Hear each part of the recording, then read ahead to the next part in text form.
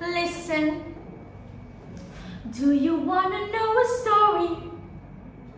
Something fun, no need to worry. Whoa, whoa. Closer. I promise that you will enjoy. So listen to me carefully. Let me begin. Assalamualaikum warahmatullahi wabarakatuh. Hello everyone, the respected judges and all of my beloved friends. I am Camisha Afnes Shafa from Islamic Integrated Junior High School of Furqon, Palembang. And today, I want to tell you the story about the smell of hope. Have you ever smelled bread baking in the morning? It smells like love wearing butter. Well, there once was a small bakery in the town of Palembang. The baker's name was Julia, a woman who loved louder than her oven. Every morning before dawn, she would hum a silly tune and bake bread that made the whole town smell happy. Knead the dough, spin it slow, good things rise when her glows. Children would picture her window and giggle. Miss Julia, can we have some bread, please? And Julia would answer happily. Sure, little boy, only if you promise to always share your sweetest smile.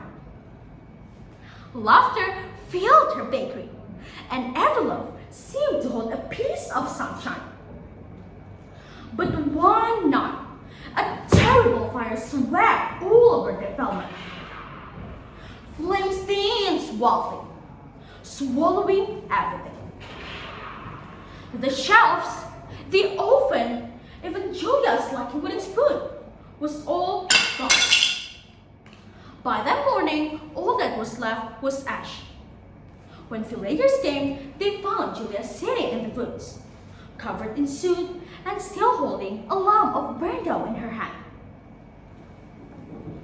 Julia, it's all gone now. You can rest. And Julia answered with her tiny little smile. Rest? But my bread hasn't risen yet. The next day, Julia came back to the ruins. She swept all of the ashes and built a tiny oven from the broken bricks. The first bread she made was ugly. Burned on the edges, cracked on top, but still warm. When she saw a little boy crying nearby, she came over and handed him the bread. Hey, little boy, stop crying. Here, try this. I know it's ugly, but it still tastes like there is tomorrow. When the little boy took a bite, his eyes lit up. It's delicious! Julia laughed out loud, the one that sounded like sunrise after a long, long dark night. Day by day, more people came to help her.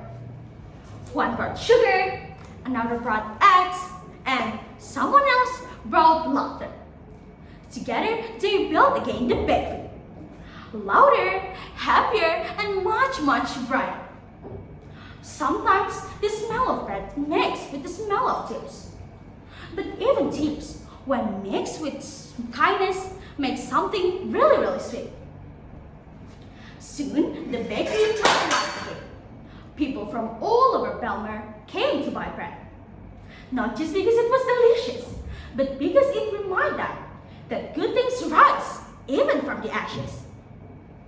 One morning, Julia opened her window, and the smell of bread drifted through all over the town. The bells rang, children danced, and people laughed with crowns on their faces. And Julia stood there, swept her sweat, and smiling like the sun itself.